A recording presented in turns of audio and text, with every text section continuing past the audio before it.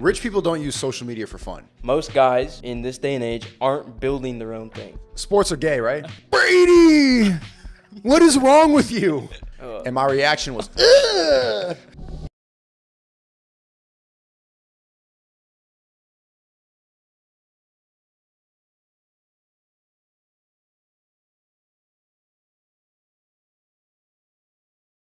Episode 22. What other guests have you Good had over on? We had Iman on. Oh, yeah? We had Jordan Welch on. I'm about to go to Dubai and meet up with him. Oh, that's fire. What are you guys doing there? Just hanging out? Like, it's a big meetup thing? Big, like, event? A lot of the Tate associates are going. I'm going with Fresh and Fit, and we're going to do a big panel. Going to bring some of the previous cam girls that have been labeled as victims, do a podcast with them. Cool. I like that. You good over there? Yeah, Cool. I think You're all so. set? Yeah, I can hear you. Good as I could be. Yeah, so this is episode 22. We have Sneako with us today. It's going to be on. Yeah, excited to have you, man. We're super excited. This is interesting because one of our friends who we just brought on and had a podcast with, his name's Miles, mentioned it to me like a couple months ago. He's like, yeah, like Sneako's in Miami now. You guys should hit him up and get him on. And then obviously I started having a conversation with your manager, and we're here, and it's super dope to see. Yeah, shout out to my manager. Shout out to Islam98. How does that arrangement work? I'm very curious. I've never even met him. Oh, I've never met him, but we've worked closely. But there's a lot of these internet guys that I think you can establish good relationships with. And I think it's a testament to how the people that you want in your circle, you're going to meet online. You're not going to find a lot of those people in your hometown. I'm sure you guys can all agree. You're not from Miami, correct? No. No, you guys met each other how? Online? Yeah. online, yeah. There you go. Twitter. So Twitter. I met him through a podcast. He booked me for a podcast. I met him, and we started talking and working after that, and then established a good business relationship. Talk to him every single day, and we have different business relationships, and it's really lucrative. But I think everybody that I work with now I've met through Twitter, Discord, YouTube. I'm seen in shorts, stuff like that. We just hired like 3 guys. I think we hired 3 from Twitter specifically, Twitter and Instagram. We just put out an app, and we got like 400 people that applied. And the like-minded people are the people that are following us. And, you know, our personal brands are obviously much smaller than yours at this point. But even with 20K, 30K, 50K followers, we're able to reach those people because you've kind of built this network almost. It's surprising when you go outside and you go out of the people who are like-minded. I could probably guess like a lot of the stuff that you guys agree with me with. We'll get into that. But then you step out of that and you go back to like normie land of your hometown and the stuff they believe in. Like in the creativity kit, that's my course specifically.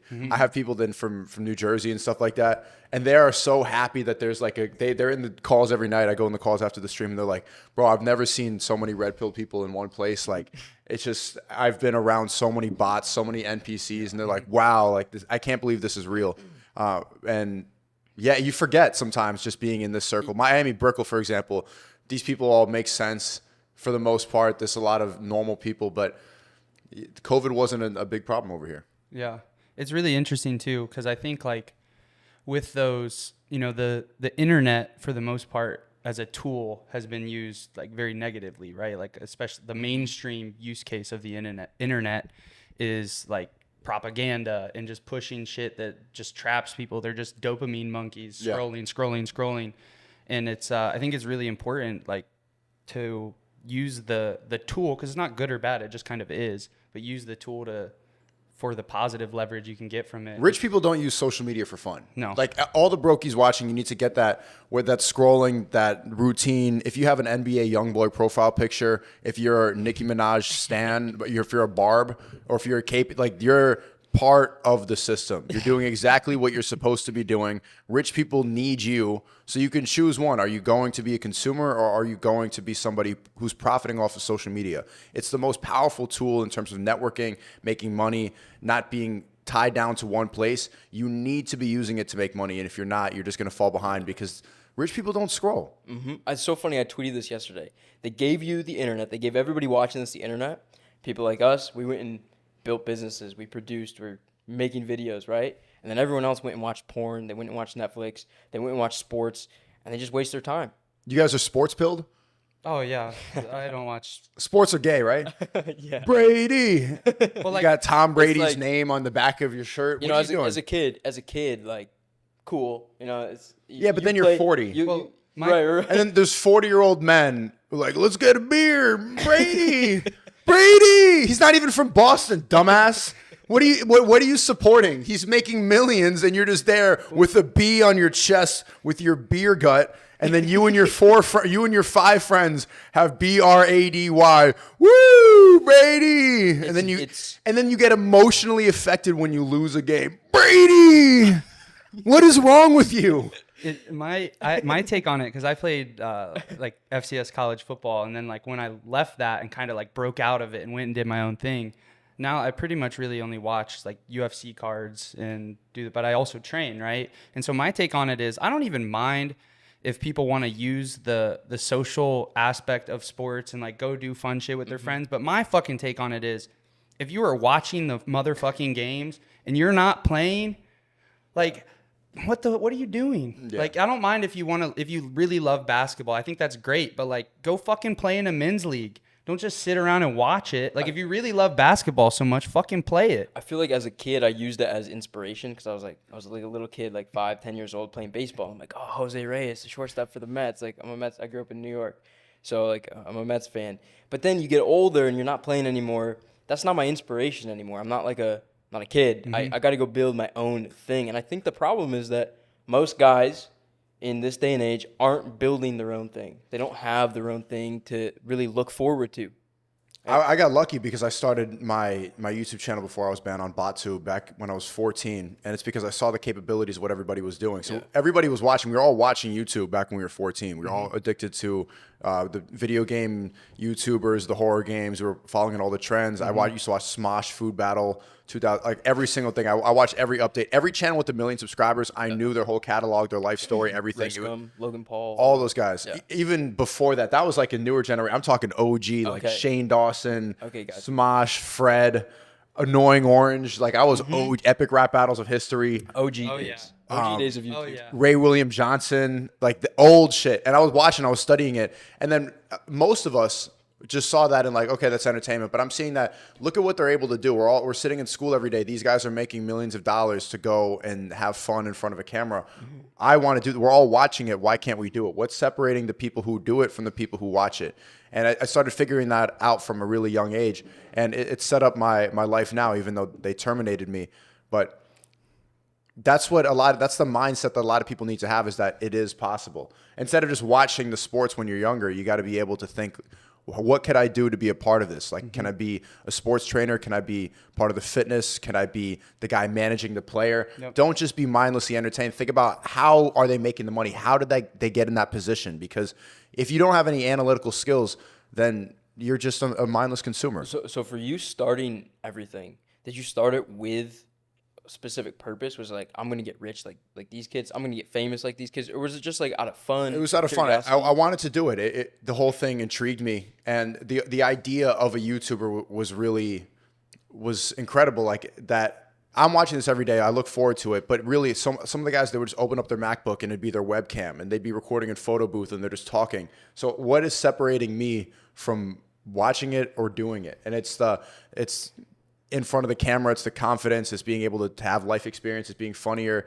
it's having stories. There's all these different things, all these skills that I can build. I don't need a teacher to teach me that this is something that it's your personality. So how do I become interesting? And then I made my first $30 I made when I was 14 when I had Google AdSense. And I'm still suing Google for $200,000, by the way. But when I made my first 30 on Google AdSense, I bought this pillow. And so it's like this pillow with a round thing on the back, and you could rest your arms on it. And I ordered it on Amazon, and then they shipped it to my house. It was made all with AdSense money from playing Call of Duty. And then every day I come home from school, and I'd see that pillow, and I'd sit on it. I'm rich now. And I'm like, look what I did. Like, I bought this with YouTube. I would just sit there, and I'd feel like a king. Because look what the possibilities are of the internet. Look what it could do. And so I want to kind of get into, like, I want to hear it from your perspective, like your backstory a little bit, or your come up or whatever. So you were how old then? 14. 14. And Yeah. so you started, what kind of content? It was like gaming, right? Call of Duty commentaries. Nice. Which Call of Duty? Black Ops 2. That was me too. Yeah, Black Ops 2 was the big one. But even before then, I started on World at War. But yeah, the first commentaries of Black Ops 2, and then Call of Duty Ghosts. The game sucked. Black Ops 2 was the OG game. Mm-hmm. Yeah. So then, where did it kind of progress from there? Like, what was like throughout the years? So I sucked at Call of Duty. I was really bad at it. I just wanted an excuse to talk. So I didn't even put my face on the camera for a long time. It was just me playing the video games. Hey guys, welcome back to another video. Today's gameplay, I'm playing on Hijacked, and I'm going to be doing tricky no scope 360. And was this on that same channel that you had that got I never deleted any of the old videos. That's why it really. I talked to Steve. Will do it sometimes. He got terminated too, and he's like, man, it's like I'm depressed.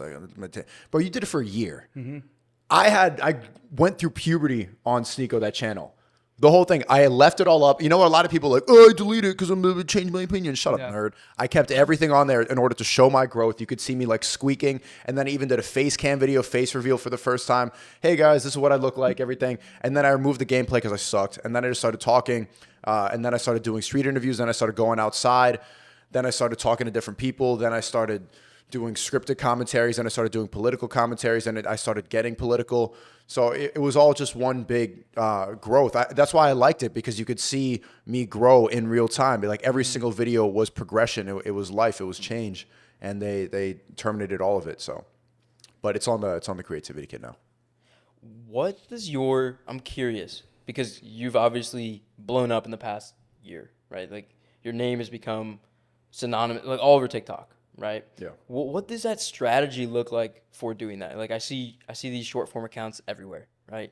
I see Sneako clips, stuff like that.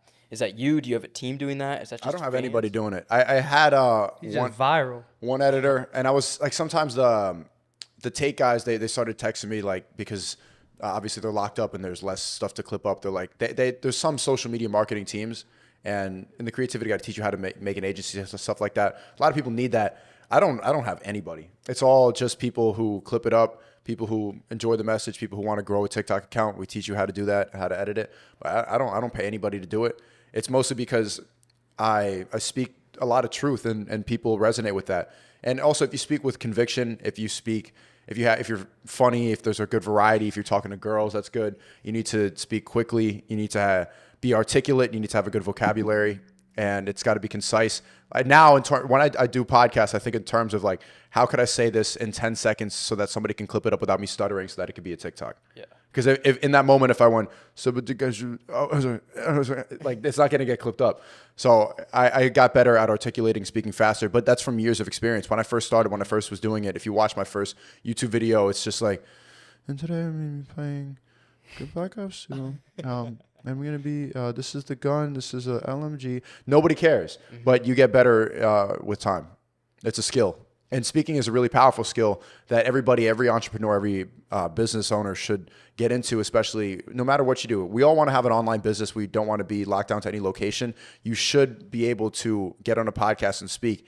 I have a lot of guys who they have different agencies, different crypto, NFT, online businesses, guys who are starting tattoo shops that I talk to, and they're like, I want to have more content. I want to start an Instagram page. I want to do this, and I need to have what type of content? Like, you should be able to start a podcast, like in the tattoo shop. You know, if you have you and the other tattoo parlor, and you're talking about stories about people coming in and wanting to get an infinity sign tattooed on their ass, or like drunk people coming in. There's so many stories that I would want to hear. If you could set it up in the tattoo shop, say you have like the buzzer sound in the background, you have like the tattoo visuals. If you were able to go and learn how to be articulate, how to be entertaining, and how to not care about the camera in front of you, there's a lot of traffic that you can drive into your shop based off that. You need to have a personality now. I mean, it's an attention economy. It's like, not everybody wants to do this. Not everybody wants to be a personality, but that's the reality, is that the people who are able to garner attention, those are going to be the billionaires in the next 10 years. Mr. Beast, for example, I used to work with him, and we grew up actually doing Call of Duty commentaries at the same time. Guy's 24. You know, everybody thinks he's in his 30s.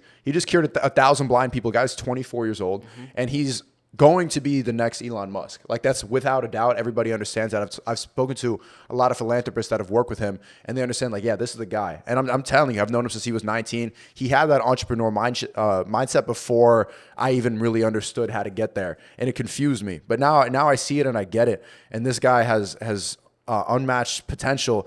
He's going to be that Mark Zuckerberg, Mr. Beast. He is the visionary, and Yeah, so that's the attention economy. Those are the people. Like Logan Paul wants to run for president, whether or not you like him. Like that's what it is. It's going to be a TikTok. It's going to be Bryce Hall in the White House, man. Bryce Hall is going to have the nuclear codes. It is what it is. So we got to start preparing for that. And I know a lot of people are like, oh, I don't like social media. A lot of business owners, a lot of entrepreneurs should learn to get used to it because you're going to fall behind, and there's just a big avenue to. This is what it is now. Yeah. This is literally what it is. Like you mentioned the barber, or you mentioned someone who owns a salon, or some small business owner. And they have the pizza shop, but if nobody knows it's the best pizza shop because they go on social media and you're not there, no one's coming to your pizza shop, right? And like that's the game now, which is combining those great skills, those great products with the attention on these platforms. Yeah, that's what Nick and I do too. Like we help people with organic content, mainly like Twitter, IG, whatever. That's our company, Launch Socials, and I love hearing you have a very like qualitative, creative approach, which is kind of how I do things and think a lot of the time. But I think it's really interesting too when you talk about like content, not only just from a money making mechanism and a way to get customers, get traffic, get attention, but I think it's really important now that just in terms of life, like a lot of the stuff that you put out that gets clipped up, talking about intersexual dynamics or, any of these, more, I guess, controversial topics. Like it's super important. Like I look at it at this point that if you have a masculine voice that is based upon truth, you need to be sharing that shit or else it's over, because, we could have Bryce Hall in the White House or whatever. And I don't have anything against Bryce Hall at all, but just like, you don't want it to be the like TikTokified zombie brain hive mind running the algorithms or the discourse, the narrative. We want to have people that are really thinking critically about things and ultimately creating the dominant idea that is right. Well, the reality is everybody messages me, and I know from a lot of TikTok insiders, TikTok employees, if they report a Sneako TikTok or a Tate TikTok, immediately gets taken down. Wow. If I didn't get censored actively on TikTok, I'm banned on TikTok, by the way, and Twitter. Twitter I got back, Twitch, YouTube, all banned. But TikTok, I have heard from employees that if they get a report, to just take it down. So they're actively silencing this message. So there must be something there. Everybody understands that. They understand what men are supposed to be turning into. I don't know if you watched the Grammys recently, but if you've seen that bot Sam Smith just trying to piss off conservatives by literally doing a satanic ritual. It used to be subtle. It used to be like you would play a Jay-Z song in reverse from 2000. Remember those like Illuminati videos from 2005? They're like how Michael Jackson really died, and then they'd play like Mama Say, Mama Sa, Mama Sa, Mama Say, Satan, Satan, Satan, and they'd be like, whoa, this ain't Satan. Now they're just at the Grammys saying, look, we worship Satan. We do it. And then all the dancers are trans. They're depressed. They're gender fluid.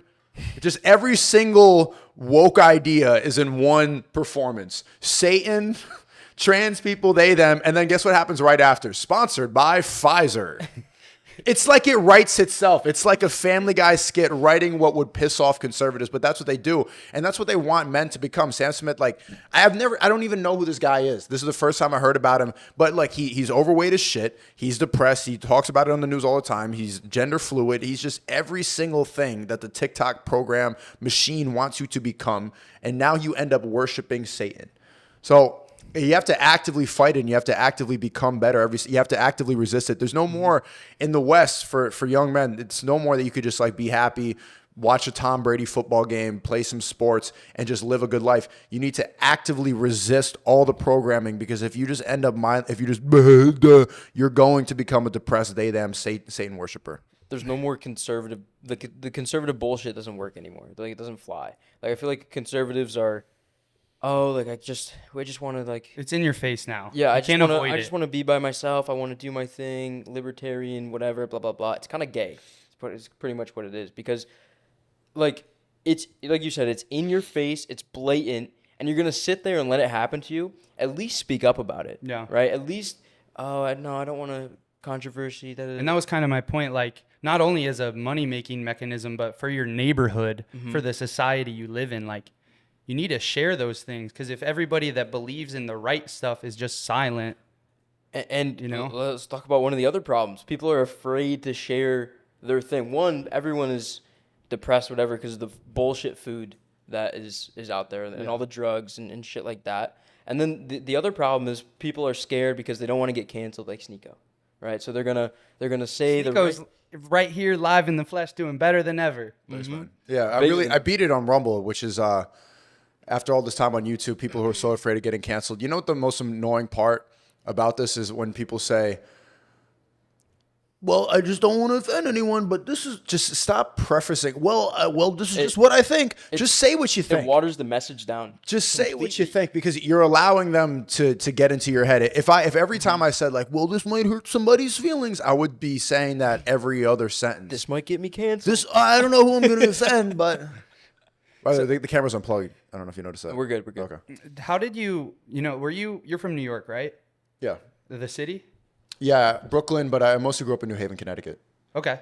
So both of those places are very left-leaning, right? Very much so in that sort of zeitgeist. When did you start thinking, have you always thought this way? And kind of, because back then, like, how old are you now?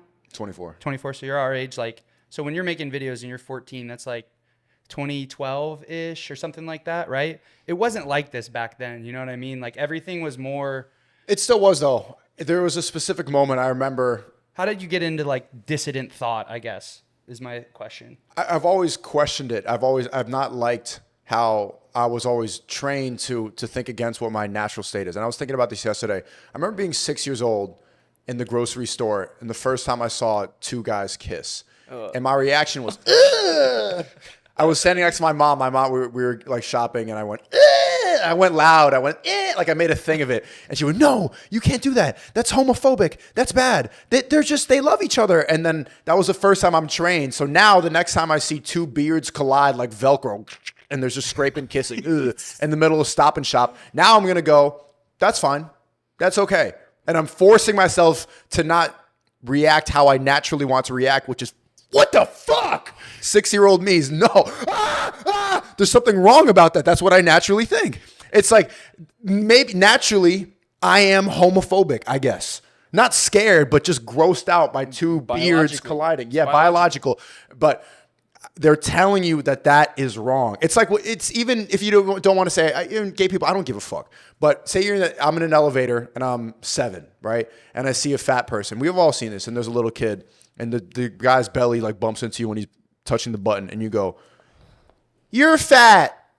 And then your mom says, don't do that. Don't say that. And now you're training yourself. You got to dial it back. But that's what your real thought is, you're fat, which is the funniest thing. Like, that's just objectively funny. But there's all these that we have to condition ourselves to not offend other people, right? That's understandable. Like, that can hurt somebody's feelings. But that being normalized is a part of the social programming. And I was always really keen to stuff like that. Like why am I not allowed? Because I've always trusted my intentions were good. Like there's no way at 6 I'm a bad person, that I'm a homophobic. I hate gay people when I'm 6. I'm just 6. But I was always aware about how they were trying to change what I naturally wanted to do based on the social programming around me. Like they always told me I had ADHD. They told me I had mental illness. They told me there were things wrong with me. I'm a bad person. Yeah. They said I got in trouble for bullying, for all this stuff. And I'm just trying to be funny. Yeah. So I always knew that my intentions were good, but people were insisting I was bad. And I didn't want to believe that. I didn't want to let them be right. I didn't want them to insist that there must be something wrong with me. Was there a point where it became very visceral for you, where you a distinct shift? So you always kind of naturally, and I think all three of us and a lot of the people that we talk to or interact with or network, like the entrepreneurial type people or people willing to go against the grain, you hear the same things, right? I was ADHD, I was, bullying, or I was, loud in class. I wanted to know why I had to follow these orders, right? Like you just naturally have that kind of instinct. I definitely had it. I was a hellion in junior high, high school, whatever. But for me, it was it became very real that there is something pushing me. I remember during when Trump announced he was going to start running, I was a junior in high school then, I believe. Yeah, we were same year. Yeah, I was a junior in high school, and I remember starting to see the stuff where it's white men are the devil, And I was like, damn, all the white men I know are like pretty sweet. Like That's my dad goes crazy. to work, does his stuff. My grandpa like was a basketball coach, insurance agent. Like, you know what I mean? It was just like super weird to me. That's like, exactly when it started too. Yeah. 2016 seems like it's forever ago. yeah, that was when the portal opened. Summoned the demons. That's when I went down the Alex Jones portal, like part 2, and I got super just red pilled. Like, oh my god, like this is what's happening. Like conspiracy theorists to the max. Yeah, like I remember always having kind of a similar gut instinct like that, but then I saw that type of shit and I was like, hold on, that's weird, and just started digging into stuff, and then you just unveil everything and realize how fucked up it all yeah, is. how You inherently like know, and then you start searching. Yeah, and you have to then it look it kind of up. like pops up, and then you kind of see things that confirm what your But intention. you got to go to BitChute. You know, you got to go to InfoWars and Rumble to figure it Yeah. out. See, they're not going to have it YouTube on. used to have it. Yeah, YouTube before Google sold out to the advertisers and Susan took over. Ugh. But I remember 2016 was the biggest test.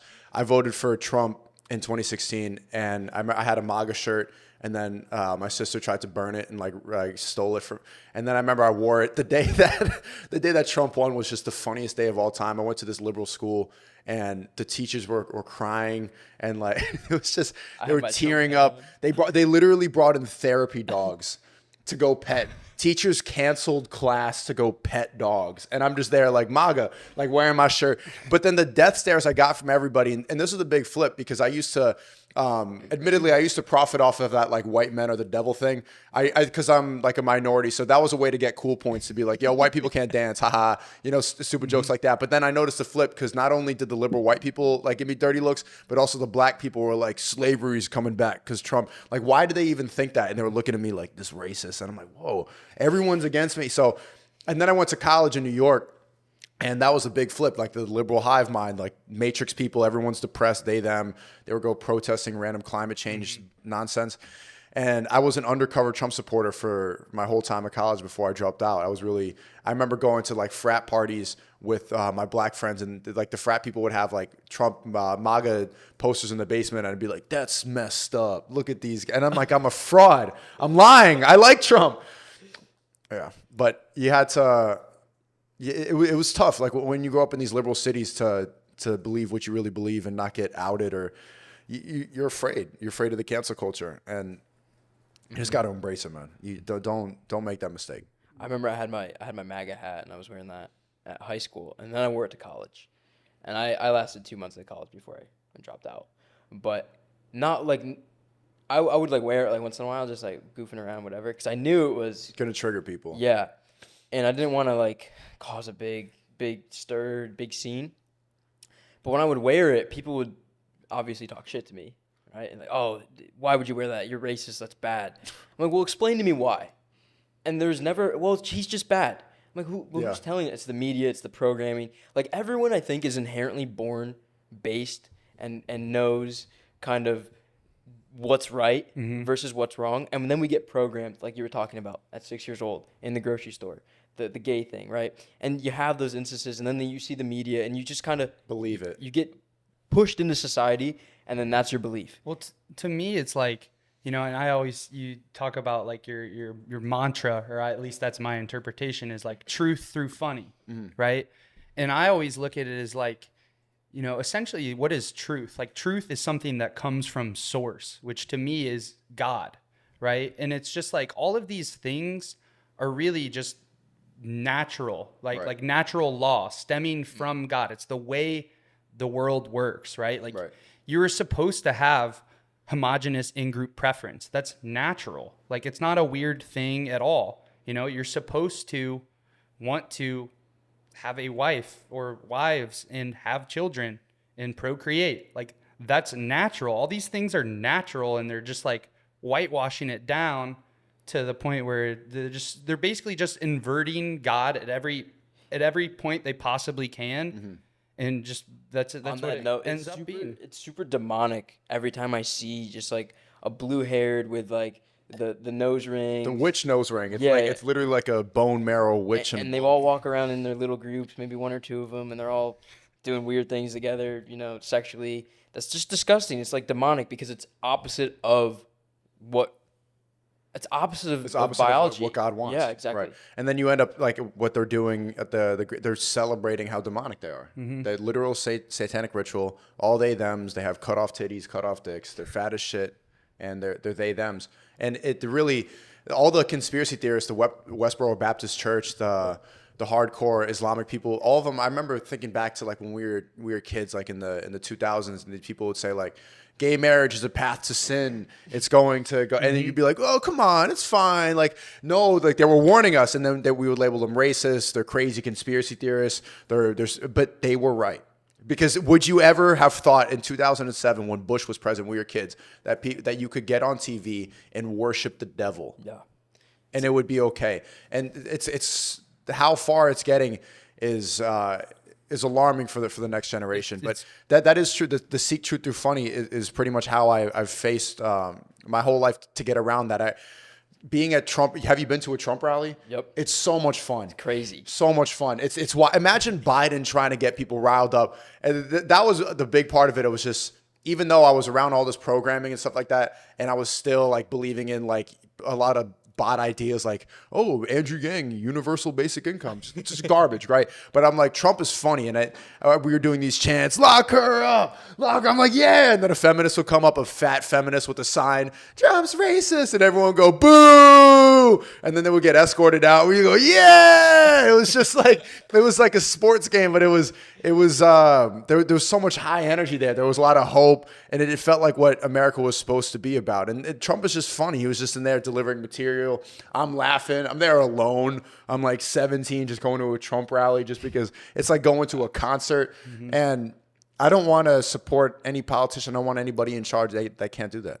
100%. It's really interesting too. You talked about like, you know, Mr. Beast or Logan Paul running for president. It's really cool to see like Trump was so awesome simply because he had that cult of personality. Like, whatever he actually did or political beliefs or actions aside, like if you can't just sit there and isolate it down to like, this guy is extremely charismatic, like there's just so much to be learned from that in and of itself. And I think one of the biggest things with Trump and they attack this a lot, but you inherently trust Trump because of what he built. Right? He built the business. He's very charismatic. He has the social proof of like, I did this. I have all these employees, etc.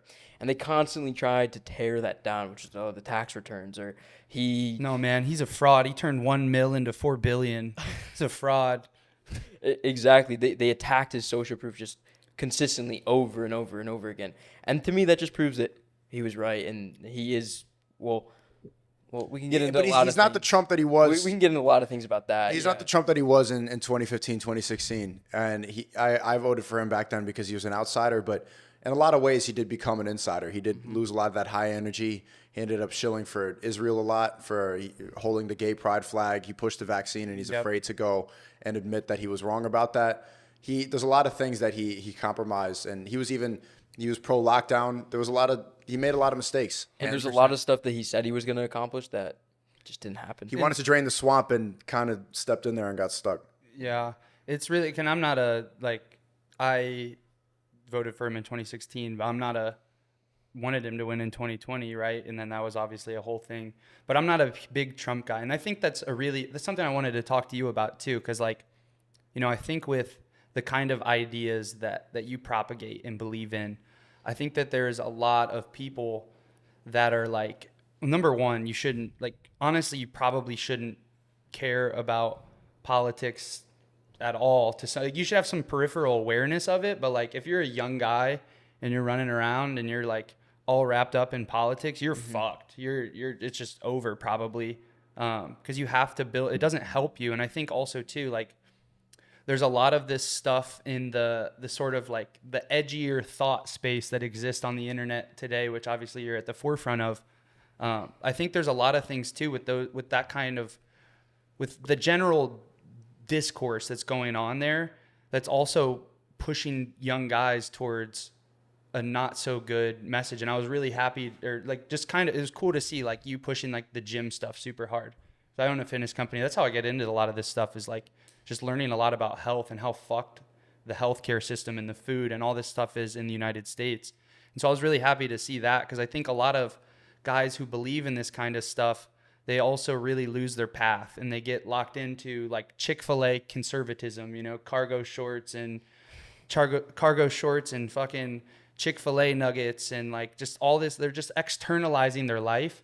Or it's like, to me, there's like that path, or, you know, they learn this stuff and get like way too far down the rabbit hole and like almost isolate themselves from society, or they're like get into super degenerate shit. You know, they understand sexual dynamics and now they're just like having random sex all the time with girls they don't want to, you know what I mean? So it's really, it's an interesting thing. I would love to hear your thoughts on like that whole point in general. And overall, I was just like happy to see like pushing the like super positive gym message and stuff like that. I spoke to, do you guys know Luke Belmar?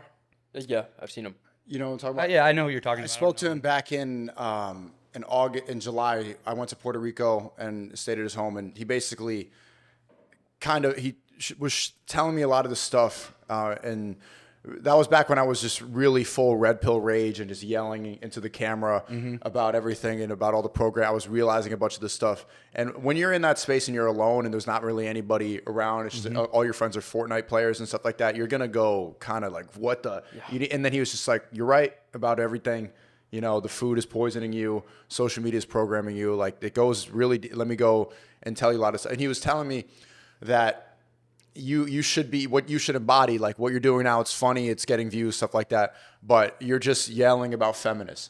What would the best thing to do is to be an example for these young guys in every single way, like in terms of fitness, finance, exposing the truth, politically, like just everything against exactly what they're programming. And so I'm trying to embody that now. I've been in the gym consistently for about a month and a half, up 10 pounds. Post every single day, like some message. Like, I think the trend is cool. Like, I could be watching porn right now, but I'm in the gym. I could be simping for some girl. I could have been scrolling. Could have been scrolling. Could have been on TikTok. I didn't want to go today, but I'm here. Like, I'm sweating. And then everybody posts, and we're motivating each other, like correcting each other's form, and I wanted to be the best in every single metric that a man should be. And that's why I think people should watch, is to see the growth, right? That's why I kept on my BotTube channel for so long, is because you could see me go from Call of Duty to where I'm at now. I want to be able to see, I want people to see and watch me grow my business and watch me, you know, get fit and get better every single day. One of the criticisms that I get from the soy boys and the feminists is like, this so-called alpha male Sneako, clip the part where I call myself an alpha male. Clip it. They will say that way more than anybody else in the red pill space says that, because they're like, oh, you think you're like so cool? Like, no, I'm trying to get better every day. I'm trying to learn more every day. I'm 24. I don't know everything, obviously. I grew up making BotTube videos.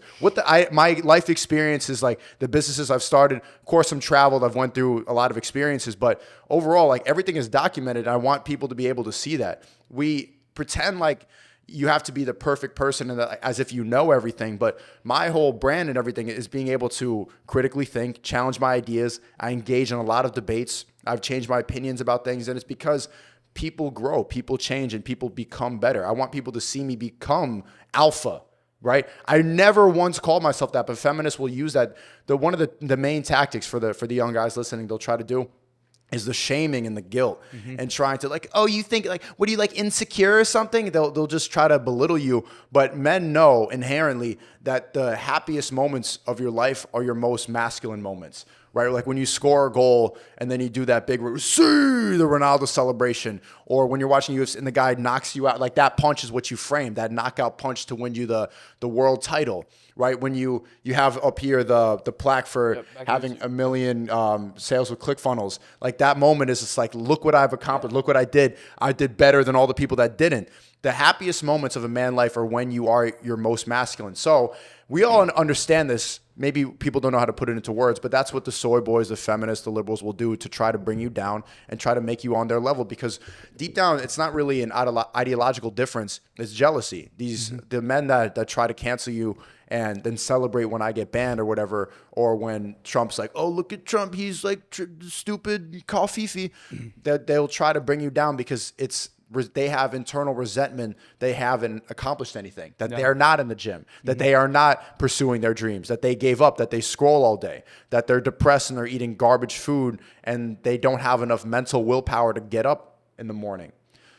It's resentment. So for all the guys watching, just be able to bob and weave all of that. Like just every time they try to shame and guilt you and try to say you're a bad person. I've been called everything. I've been called a racist, a misogynist, incel, homophobe, transphobe.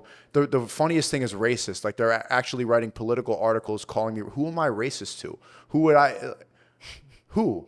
If I'm joining right-wing Yay 24 campaign, black president, I'm mixed. Who would I be racist to? And it's funny, it's written by a pasty white soy boy liberal. Like those are the people I would steer away from the most. And Malcolm X even said it, one of my biggest role models, he said in a speech in the 60s that the greatest threat to America is the white liberal. And people don't know how to criticize that. The funniest part is the liberals don't know how to get around that point, because if they criticize somebody black, they're called a racist. So when Matt Walsh goes to Africa and he starts asking the Maasai tribe, what is a woman? And they say a woman is a woman with a vagina, a person with a vagina. And he's like, well, what if I'm gender fluid? What if he's just asking the Western questions. What if I'm a man and a woman at the same time? And they just go, ha ha ha, idiot, stupid white guy. They're just laughing about how ridiculous this stuff is. The Maasai tribe, like, what if I cut my penis off and I change my gender? What if I cut? And they're just like, no, you're crazy. Yeah. You're crazy. But all the white liberals will just avoid that point and call Matt Walsh a transphobe because it's easy, because they're following that narrative. White man bad, white man bad. But when they see like a black tribe in Africa, they don't know how to navigate that because it goes against their entire worldview. They're taught that I'm on the good side. I'm not racist. I'm not racist. It's complete garbage. But yeah, Malcolm X said that, and it is the greatest threat because those people will pretend like they're your friend. They'll pretend like they have good intentions, like they are the morally good person, but they're not. They're doing it to try to feel good internally. They're snaky people. Those are the people that are going to go behind your back and and cancel you. They don't actually have real friends. I've seen it time and time again with white liberals. They'll go and they'll go like, this is actually what he's really doing. They'll be like always talking shit about somebody that's close to them. And it's just this snaky, like, I'm good. I'm the good person. You can't trust these people. And Malcolm X was completely right. Yeah, it's really interesting. Like Malcolm X is so much better of an influence to the black community, in my opinion, than like, let's say, a Martin Luther King. In my opinion, like, I agree. He's pushing like owning your own businesses and having that control and autonomy. And it's really funny. Yeah. I have one of my really close friends is black, and he said that to somebody and it melted their brain. It was hilarious. Melted the brain. Why? Because they were taught all the bot stuff. Martin Luther King is the best person ever. I mean, there's a lot of Martin Luther King he was propped up by a lot of these people, and he wasn't as morally good as people think. He was kind of a degenerate. He was doing a lot of drugs, and he was paying for a lot of prostitutes. But he had this good. What did he do? Like Mark. Oh, look, he's walking across a bridge. Like, what are his? He's also a communist, right? Yeah. And we celebrate him, but there's so many people that we don't have days for, but you have a holiday for that. Yeah. Malcolm X actually. And I really appreciate his journey. If you look at Malcolm X, I think it's actually very similar to what Andrew Tate is going through. But it's funny, you don't see the soy boy liberals, you don't see them criticizing Malcolm X for his criminal past. Malcolm X was a street pimp. Malcolm X was a drug addict. Malcolm X was a violent criminal. Malcolm X was involved in a lot of degeneracy, and he found the Nation of Islam in prison, and then he started going on a path to a better life. And then he started speaking. He started becoming more articulate. He became really smart in jail, reading a lot of books. And he was a very powerful speaker, and people respected him. And he was also pro-segregation. A lot of the white conservatives actually believed in what he was saying. They agreed with him. He was saying that we should go and create our own communities, that we're never going to get along with white people. He was pro-segregation. We need to become autonomous ourselves. We need to create our own businesses, our own schools. Black people need to go and unite together. The white man is going to help us. And white people are like, yeah, good. I like segregation. And then he's ended up becoming on a better path even further. He went to Mecca. He had his Hajj. He became a real Muslim. And then he said, you know what? Actually, peace is good. We should try to get along. Kill him. They don't like peace. They don't want you to be saying that. They liked him when he was pro-segregation, but as soon as he started saying unity, they killed him. And I'm seeing the same. It's kind of a similar path with Andrew and Tristan. Andrew and Tristan, online pimps, you could say. I wouldn't say the word pimp, but, kind of degenerate, you could say, making money from cam girling, and then they get falsely imprisoned. Same thing with any revolutionary, but they have a stronger message. They're inspiring the male youth, And it transitioned from them being, there's old tweets and stuff like that. You could see that they're saying like they were kind of ruthless with their business mindset. They're like, I don't care if guys are going to simp. I'm going to go make money off it. I'm going to profit off of it. That's probably the same mindset that Malcolm X had. But as you mature and as you become better, you start to realize what your greater purpose is. And that's what they should be remembered for. But the soy boy liberals and everybody, they're trying to paint it out as if they are just known for that. And I'm not trying to discredit that, but they should be remembered for what they're really doing and for inspiring and telling the truth for young men in a world where everything is trying to distract you and bring you down and make you depressed, make you fat, and make you cut your penis off. Yeah, that was kind of my, when I was talking about like the different paths that people who maybe believe in this stuff can kind of go, is like transmutation, like taking, it's not easy to do any of these things, to take accountability and ownership for yourself and to make something happen in this world, in the current climate we live in. It's not easy. It's not easy at all. And you're probably going to go through, I've done things that like I don't, or not like proud of or whatever, like said things I maybe didn't fully believe or whatever. Like we've all made mistakes, and it's not easy thing to go take accountability and ownership of your life as a young man now, because there's just so much noise, there's so much bullshit. But I think it's really, really important for anyone listening to this, or any, young guys that are maybe listening to your message or listening to Tate's message, and like take that and take all the negative stuff and really transmute it and be like the best example any of us possibly could be online, in walking around in real life. Like, I just think it's super important. And then another point I wanted to touch on too is just, you were talking about, them using the shame and the guilt to cancel. Like we even see this just posting content, you'll see something pops off a little bit and you got TikTok bots in there fucking, the fucking alpha male takes and it's at the end of the day, every time nobody wants to be serious. Like everybody's scared to be serious, so they'll just irony and like all this bullshit because they're afraid to fucking put their name on it and stand up for what they believe in. One of the biggest kind of like things that we've talked about in the past hour here is programming. And programming is really the biggest, like in anything. People are programmed not to state their opinion and not be real because there's now scared of getting canceled or having someone else judge their opinion, right?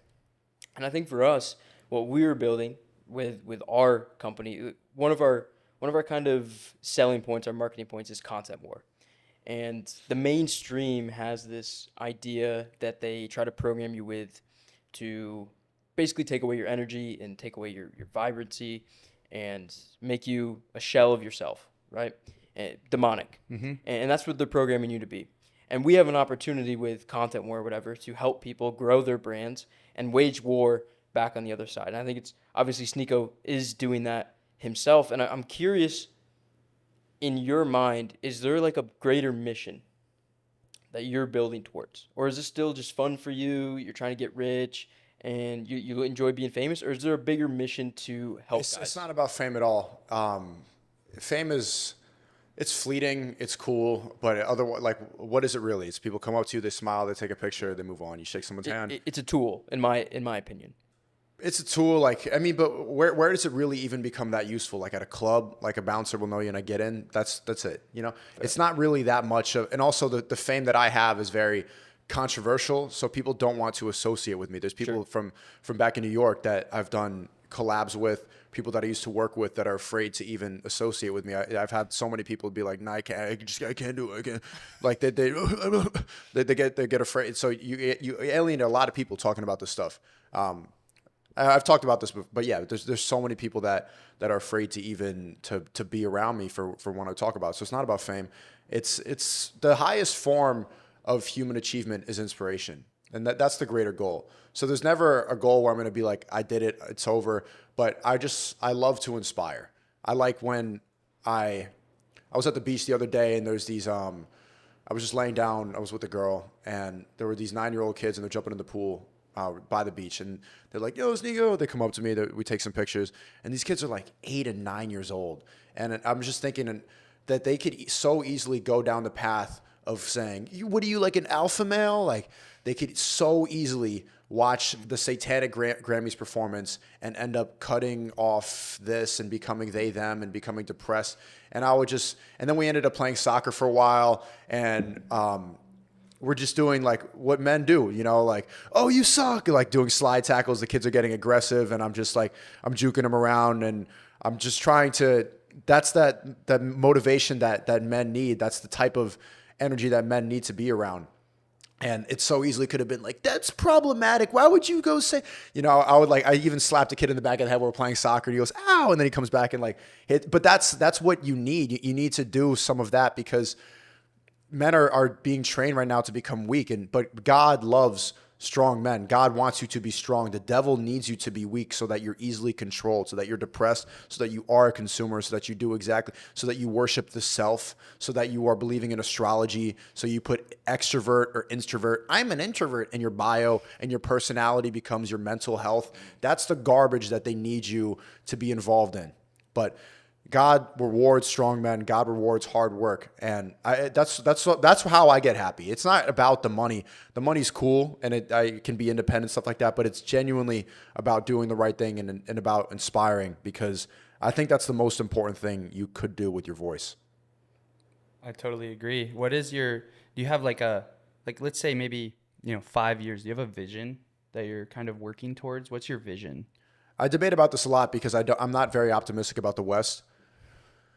I see the clown world nonsense that's happening, how they put gay pride flags in the classrooms, and how these kids are like, Mommy, am I gay? And they're like 3. And it's just, I'm seeing that the future of these people. I get criticisms from the trad cons and from the political people saying like, just leave, go out, because sometimes I talk about moving to Dubai to get out of this. But I think you could still fight the programming of the West while not being in the West. The strength of the social media, you're able to go and fight this culture war without being here.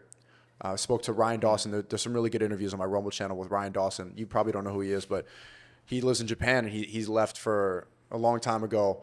I'm not going to get into what exactly got him canceled, but it goes really far. Like if you really want to be red pilled, I would go and watch his stuff and watch our conversations, because it's really dark. But you don't need to be here in order to fight this war. So in 5 years, I'm thinking about getting as much money as possible. I want to get to a $5-10 million net worth, and then as of now, maybe move to Dubai or have residencies in different places so that I am more global and I'm not tied down to this place. Because although I love it in America, but I'm not very optimistic about raising children here, especially with all the teachers that you could see. I would check out Libs of TikTok on Twitter, check out Clown World on Twitter. Seeing what they're trying to program our kids to become is disgusting, and I don't want to be a part of it. I think Miami is and that's probably why we're all here. It's kind of that last element of America that isn't entirely lost. Which is funny because it's like pretty much South America here. Which is, I was gonna say, I'm kind of same wavelength as you. Although I really like Southern South America. I could see that. I mean, a lot of it too is just like, life is a mirror, and you can definitely find like good women here in Miami, but it's definitely you can, but it's definitely have you? Yeah, I haven't. Yeah, I've met. There's some good girls. You gotta also. I think a lot of guys, like, if you want to find good women, like a lot of guys are like, man, I can't find any good girls, and they're at Live like twice a week. It's like, well, brother, like, you might need to adjust your strategy. But where do you meet them? Miami girls, it's just been absolute farmers market. There you go. Just in and about. It's like a lot of daytime stuff. You're not going to meet a good girl out at night, probably. But again, my whole point is that it's definitely a small minority, right? But like I really like Latin America and Southern Latin America. I kind of just see that as a more like, it's a better place to raise children and build a family. Like it was really interesting. I was just down there like a month ago, and you'd see like just a lot of like girls going out to eat with their families. Like, it's crazy. You don't see that here. They're like all. No, you don't see it here at all. So all them 20 at a table. Yeah, mimosa girls loading up the fucking brunch. Brunch hogs. Yeah, but yeah. So you want to ultimately, it's a really interesting question in terms of like staying or leaving. I kind of debate with it, and I mean, it's obviously America is great for business, right? It's the best economy in the world, best place to. And maybe Dubai. Isn't Dubai better There's Maybe. I don't know. 8% business tax, maybe, but that's only for transactions that are physical. For online business transactions in Dubai, it's 0% tax. We were talking with Iman about this too. Right. And most business, like for the future, it's going to be online. Nobody wants to start a physical business anymore. Like that's just the future for our entrepreneurship. Is it really better to be in America? Like why? I think for funding VCs, that type of world, it is better because I don't think that access is over in Dubai. I was actually reading a tweet about this today. The guy had a whole thread about it. I think I saw that. And it was like, how many startups have you actually seen come out of Dubai that are successful and like have an impact on the West? And sure, I mean, up until now, I can see that. But I think in the future, as things start to develop, as it gets worse here, because it's going to get worse. Yeah. It's just going to continue happening. I think that we might see that change a little bit. But I think part of it too is like, I almost want to help make it better. It's a very lofty, the West or America. Like, you know, it almost feels like just abandoning it to me. Like my family's here, you know, a lot of that kind of stuff. It's 100%. a really interesting conversation though, because if it gets worse, then yeah, I'm out. Like, fuck it. So I kind of want to touch on the Kanye thing because Yay. To me, it plays into this a little bit because I think he's having that influence. He's running for president, right? He wants to have an impact on the West. And I'm curious how you got involved with all that. Now having this conversation with you and meeting you in person, I can definitely see it way more. I'm like, why? Right? And I understand it more. But how did that come to be? Why are you a part of it? What are you trying to build there? I think he gives the same energy that Trump had in 2015, 2016. Dragon energy. Yeah, the dragon energy, that high energy, something different, something new, an actual outsider, somebody who believes in God, that goes against all the degeneracy in the programming, somebody who has a lot of belief, somebody who's not bought and sold. He's put everything on the line. There's no doubt that he who would be who's in Ye's ear telling him what to do. He's not controlled. You can't control me. There's nothing that's holding him back. So I am hopeful about Ye 24. It's going to be interesting. Imagine on the debate stage and trying to get that because you do have to fit into the political world somewhat, and he comes from music, entertainment, architecture, stuff like that, fashion. It's going to be really interesting. But yeah, it reminds me a lot of Trump 2015. And I got involved through Milo, the former Milo Yiannopoulos, the former campaign manager, and I guess that was a lot of it was my association with Nick Fuentes, which paid off in a way. I guess you could. Well, I don't know. It didn't pay off, but that was a big reason why I was canceled on YouTube was my association with him. They saw that like, okay, well, you can have Nick Fuentes on your show, but you need to push back. You need to disagree. You need to call him a racist, anti-Semite, Holocaust denier. And I'm like, actually, I like this guy. Think he's funny. He's cool. Like, hey, come on my show again. YouTube saw that. No, you're already talking about feminism. You're talking about 9/11. You got to go. I think that was a big reason why I was canceled and why I'm not allowed on Twitch, why I'm banned on TikTok. I think I suffered a lot of consequences for not hating him. But I think that's a testament to anybody who's watching this. And the reason I say this is anybody's watching who doubts doing the right thing because of the social pressure and the bullying that big tech and the woke agenda has. Look at what is possible if you stay true to what you believe in, right?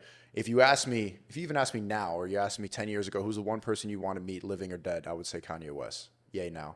I would say him. And part of the reason that happened was because I stayed true to what I believed in. And that's why he's successful. That's why people love his music and why people love him is because he's the representation of belief.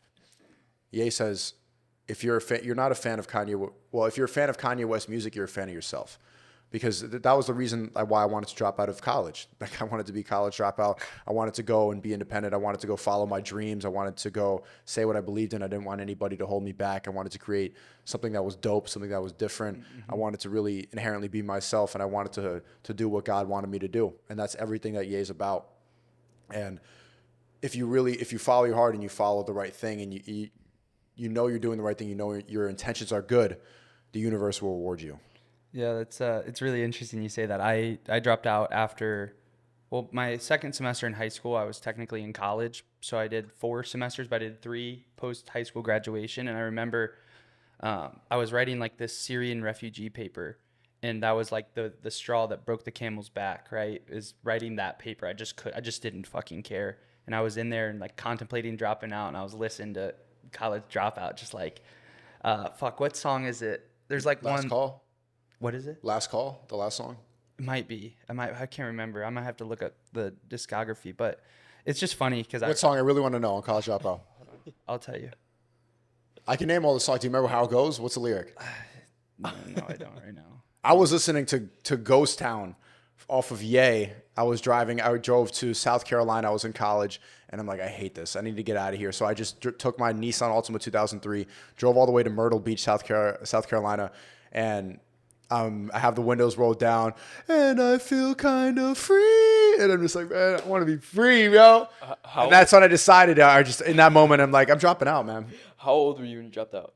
I was... Or like what year of college? 19. So you did 2 months. I did 2 years. I'm more bot than you. You got more dragon energy. You got 2 years to survive. Well, I put up with it. I should have did 2 months. When did you know? That's when I knew. That's when you. Feel kind of free. Did you have any like feeling beforehand of like, I gotta get out of here? Of course I thought about it. For a long time. But that was it solidified. In that moment when I heard that lyric and I'm driving alone on the highway, windows down, I'm all the way in South Carolina doing my main character arc, just like on some random road trip in the middle of nowhere. I'm just like, yeah, this. I need to go and follow my heart. I can't be in school anymore. I can't let other people tell me what to do. I want to be free. And I feel that dropped 100%. out right after that.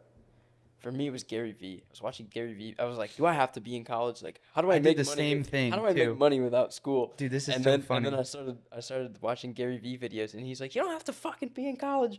And Mommy and Dad, you aren't going to hold you back. You need to drop out of college right now. And I'm wearing a beanie. Okay. Couple weeks later, I left, and that was it. Yeah, shout out to Gary Vee. You got the song? Oh, man, I feel like I'm looking at like What's the lyric? I think it was School Spirit, where he says like, I'm not gonna read this, but never ever come back in style. Told him I finished school and I started my own business. They say, oh, you graduated. I feel like there's like 4 songs after this. He said, no, I decided I was finished chasing y'all dreams and what you got planned. Now I spit it so hot you got tanned. I don't know. There's a lot. Wait, what's I don't even know what song. School Spirit. Wait, can I see the lyrics? Yeah. It's so funny, you guys. It might not be it, but I just remember there's a few bars off of College Dropout where I was like, holy shit, man, I'm living this right now. And then I drive down to Florida 20 hours and it was just like crazy. And I did the same thing too. So I'm like listening to those songs. I took like an Adderall to try to get this paper done. All I did was listen to music the whole fucking day for like 10 hours in the library. And I come back and I'm like, I smoke a little bit of weed. And then I'm like, fuck, like, should I drop out of college? And then I saw the Gary Vee video where he's like, if you're 20, you want it, you should go be Beyonce, man. You can always go back to school. And it was just it's just funny you mentioned both of those things. But yeah, man, it'll be really interesting to see for Kanye because, you know, he dropped the worst label of them, right? You can be racist, homophobic, whatever, but can't be an anti-Semite in America in 2023. That's not a 2023 and always. Well, yeah, true. It's always been that way. It has always been that way. But he dropped the worst label, and so he's gonna have to fight that. That'll be interesting to see. But I really like, you know, like that aside, and I think a lot of that stuff, you know, too, is designed to create a contrasting narrative. Like he's a smart guy. It's not like he's just going out there like, you know, and I think polarization. Yeah, and attention. I think he understands that very much, like how Tate does and how you do, right? Like you guys, people who are good at this stuff understand how to wield attention and create a contrasting, polarizing narrative. But like, man, I really love a lot of this stuff that like I would love to see him actually run. Like the Chick-fil-A conservatives would never allow it because that would include us fucking like not giving $10 trillion to Ukraine and Israel for no reason and like actually caring about the people that live here, which is a foreign fucking concept. But what does the campaign look like now with Twitter gone and him not having that voice there, you know, publicly? Yeah, Elon, free Ye from Twitter. Free Nick Fuentes on Twitter. There's a lot of soldiers that need to be freed. But Nick Fuentes got banned again? He was back on Twitter for 12 hours. Wow. He did a space. Come back. he started talking about, yeah, well, you need me to be a demon. Well, you need me to be the bad guy. So I'm baby Hitler. We love Hitler. There's a lot of things. We're going to be antis. We're going to be. I'm like, bro, you've been back for 12 hours. Like, oh, God, man. Well, I think it's really interesting, you know, like because these are opinions that you're not allowed to voice, right? But I think I remember my grandpa telling me one time when I was like maybe 18 or 19, and I was like, and I didn't even have any really awareness of a lot of this shit, right?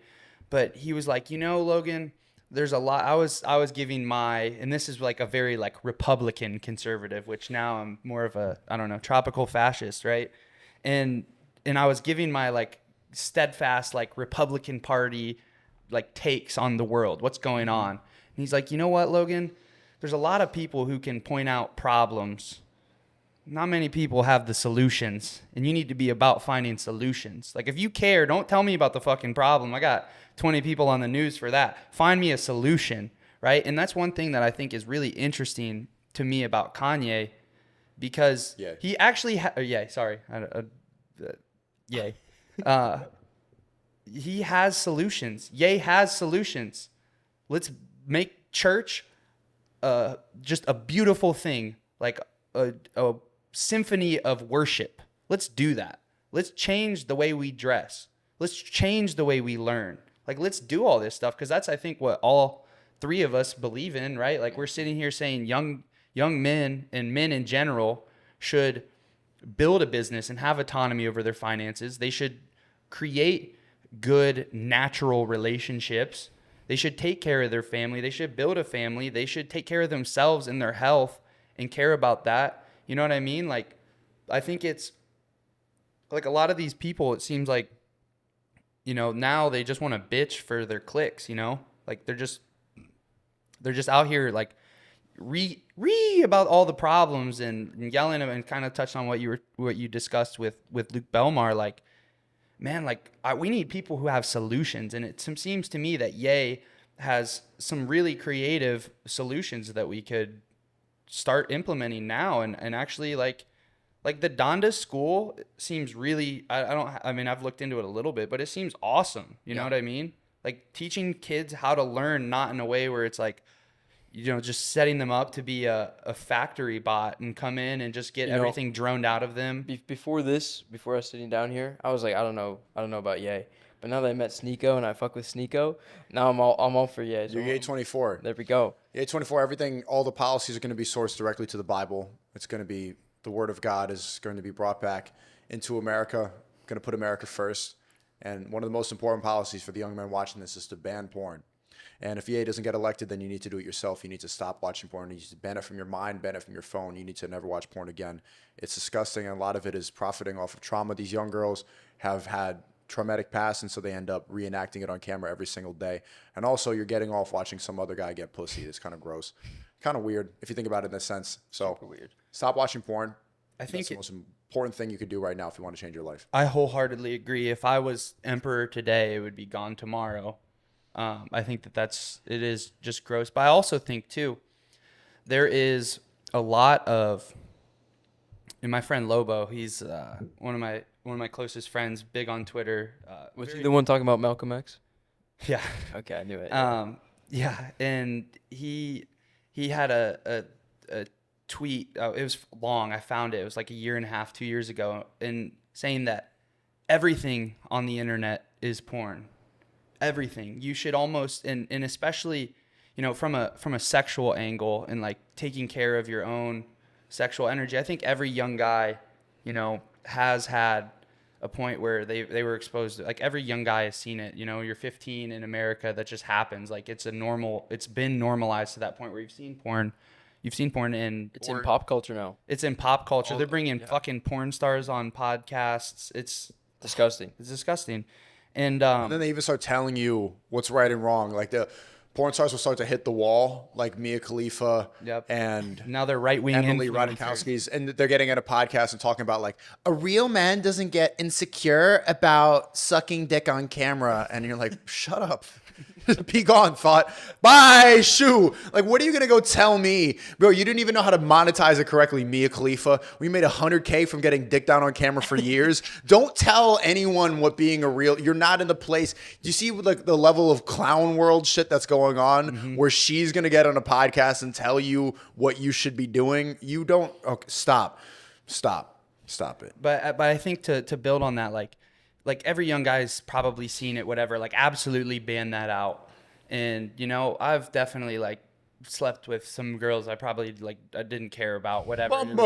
It was just like a physical thing. But I think that's really important too. Like the guys who believe this too, because that's how you flip like the reason we're in all these situations is because dudes like will just shell out their entire morals for a crumb of pussy. Like that's at the end of the day, that's what happens. Right. And so I think it's really important too, like not only ban porn, but ban pornographic things. Like looking at Instagram even such as like pornography. Like you shouldn't. The Explore page is literal softcore porn. Every time I open it up, it's absolutely, it's so distracting. So many times I'll go and I'll show you right now what my Explore. I don't know what this looks like for other people, but I'll go and I'll try to just text somebody and then message somebody like, look at this. Yep. On the Explore page, you see this? It's not loading. Yeah, look at her. Yep. Everywhere. It's softcore, actual.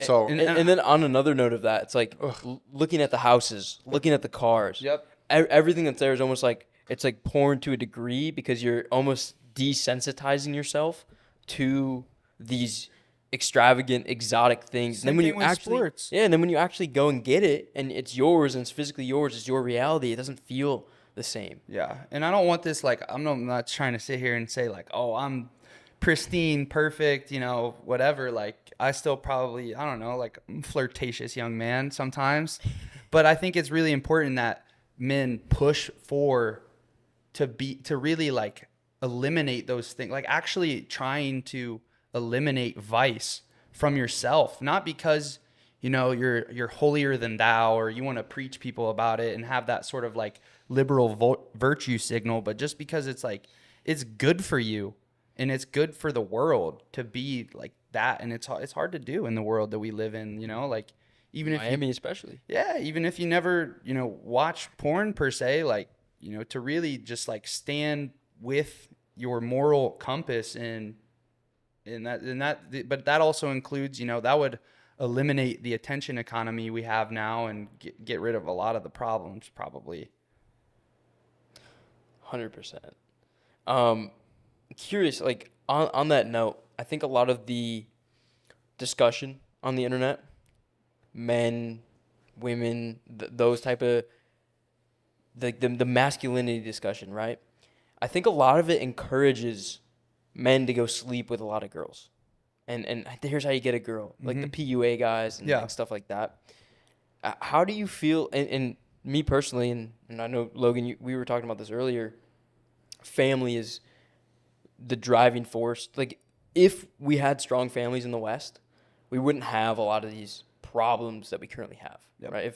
And it starts with men, right? But how do men, in your mind, and like, how did you build your brand around men, family, hooking up with girls, but also respecting yourself as a man? Because I feel like there's a lot of... I don't recommend guys to go and hook up with a lot of random girls. I see it as a solution to a problem where masculinity is being suppressed so much and men are becoming sadder and there's more incels than ever. 1 in 3 men have not had sex in the past year or are virgins. It's an incredible stat. And so this PUA, red pill, picking up girls thing is a solution to a problem, but it's a temporary solution. It does help you with your confidence. It helps you navigate it. It helps you learn how to not simp. It also helps you become more independent, and that drive to become the best man and to be always presentable helps you in business as well. I've noticed that when I was chasing girls, I was always on point. It was good motivation in the gym. I would be making more money. I was more focused, stuff like that. I wasn't letting one girl drag and nag me down. So it's a temporary solution to a real problem. Obviously, the best way is to have a family, but at the same time in the West, it's hard to go and advocate for these traditional ideas because marriage screws you.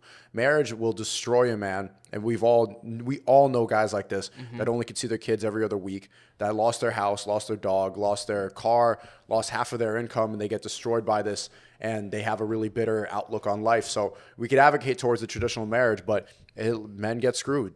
So this pick up girls thing and avoiding a traditional relationship, it doesn't solve the problem for the whole world, but it does help men navigate this overly sexualized world, this clown world of all these OnlyFans girls, all the delusion that girls believe in, astrology, girl boss, I'm a 10, I'm perfect, I'm always right, man should just want me, I'm going to go manifest the perfect guy. It helps you navigate that, but it doesn't, it's a Band-Aid over a really big wound. Yeah, I think that it's definitely useful in situations like you said, but it is a temporary solution. I think at the end of the day, like, if I could take, and as I continue to grow, Nick continues to grow online, like, I think I really want part of the core message that I really put out there. You mentioned inspiration. Like, I want to inspire and push guys to be competent and that's an aspect of competency, right? Like handling yourself and understanding how to, navigate women, etc. But I think a lot of it's solved by you're really having like some level of competence and getting really good at what you do and creating a lot of value in the world. And that's, I don't know, that's kind of where I want, what I kind of deem as the solution. Do you want kids? You want a family? Of course I do. Of course, yeah. But it's difficult to find that right now. Miami, Florida, man. Yeah, the girls here, it's really tough because the lack of masculine figures in their lives and how the government replaces a lot of that authoritarian masculine figure, and they can get brainwashed very easily by media and by what the government tells you to do. It's getting harder to find the girl that's capable of that. A lot of times I'm realistic. I don't want to say pessimistic, and maybe the people that I talk to, especially in Tate's circle, they're saying the best women are in South America, are in Southeast Asia, and in Eastern Europe, and maybe Middle Eastern girls, but it's difficult, yo. But out here, if you want to get a 10 who makes sense, it's just, I don't know where you find them, because they're as soon as they realize they can get attention for what they look like, they just hump to that link tree in bio. So you know what I'm talking about? The website link where it's not directly OF, but you know what it is. Yeah, it's so quick for them to get to that point. So, and they don't want to go compromise that. Women, especially attractive women, have such an easy life, but they don't realize that when they hit 30 or when they start declining, that they're going to go and actually want a family, and they're going to go and have to replace that attention that they get from every single dude. And that attention is love. So they're replacing love with Instagram. They're replacing love with dopamine, and they don't realize that. No matter how much you tell them or how many podcasts you do, like lecturing 10 women in a circle, they will just prioritize Instagram until they hit the wall and they stop getting the attention. So I do want to start a family, but got to find her. Yeah, we're young. You got time. Yeah, of course. I'm 24. A lot of guys, like, they don't even want to start having a family until their mid 30s, early 40s. Like, we're lucky as men. You could start a family when you're 50, 60. There's like what Alec Baldwin had a kid when he was 70, some shit like that. Like, you're fine. But the tone of voice you hear right now is like, man, where are they? Where are they? If we got any like holistic shorties in the building, my guy Sneako's.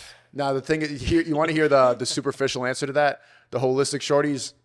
Well, I know. They're sixes. They're 6s and 7s. Yeah. There's a lot of holistic 6s and 7s because the 10s they go to Instagram quicker. Mm-hmm. I want a 10. Fair enough. I want a dime. Yeah. I want a holistic dime. I want everything. I want everything. That's a bar. Me too. Me too, Sneako. Take a name. I want everything. Facts. I think it's a really good way to wrap it up. Yeah? How long have we been going? Hour 15? Oh, it's 1:40. Yeah. Is there, as we're kind of wrapping up and stuff like that, like, is there anything maybe that you don't get the chance to talk about that maybe you want to, or a message that, if the associates are listening to this, like, any final message from Sneako? use your anger to fuel your work. What's motivating me to post on Rumble, I stream on Rumble every day at 8 p.m. Eastern, rumble.com/Sneako. Part of the reason I have so much drive right now and my consistency is not only knowing that God rewards hard work, but I think back to all the soy boy liberals, all the feminists that literally celebrated when I was canceled. And knowing that I can prove them wrong, that I can do better than them on an alternative platform that's new, that gives me a lot of satisfaction and solidifies that I'm doing the right thing. So that instead of using that revenge or that anger to be, use that to fuel you. And I think that you'll reach new heights and you'll find your true potential if you can direct your anger in the right place. I love it. It's amazing. Yeah. Transmutation. That's a big, to me, a big thematic from this podcast. Transmutation. How do you take all the bullshit and turn it into God's light? Yeah, I'm gonna listen to Metallica after this and live. How do you destroy the programming? Transmutation. Transmutation. Yeah. Sneako, thanks for coming on, brother. Thank you. This is great. Great to have you on, man. Absolute pleasure to meet you. Yeah, episode was 22. Episode 22 of I the think Associates 22. Yeah. Out. Sneako's links in the description and stuff. Obviously, he's way bigger than us, but you can find us TikTok, Instagram, all the short form platforms. We're there. This one, we're gonna have a lot of clips with people arguing. A lot of comments. fun. A lot of fun clips. That'll be fun. And see you on episode 23.